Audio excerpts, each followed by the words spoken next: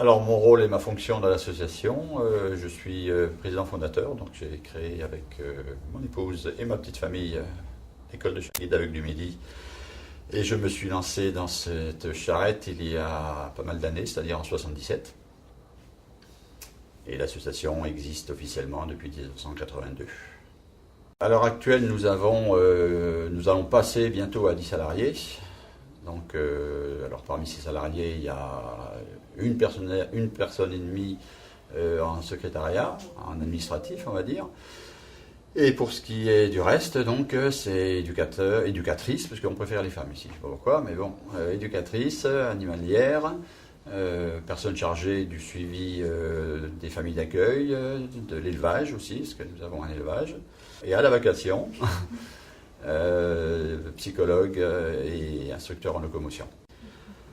Alors on éduque environ entre 10 et 12 chiens, on espère monter un petit peu plus haut parce qu'on va recruter très très prochainement justement, donc c'est l'objectif.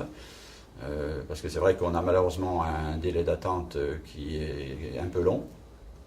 Il faut savoir qu'on a à peu près 2 ans de demande, donc ça commence à faire beaucoup et on ne devrait pas faire attendre aussi longtemps les personnes déficientes visuelles, quoi.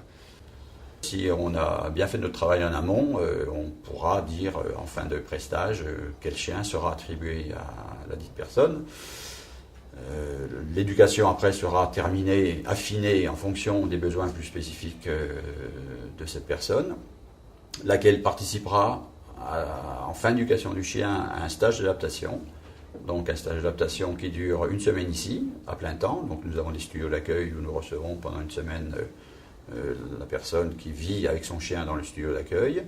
Les repas se prennent avec nous, on essaie d'être le plus convivial possible de façon à ce que la personne soit le plus détendue possible, parce que prendre un chien guide, il ne faut pas croire, c'est pas la panacée, c'est quand même un certain travail de la part du déficient visuel, donc il faut qu'il se sente à l'aise parce qu'il a beaucoup de choses à apprendre.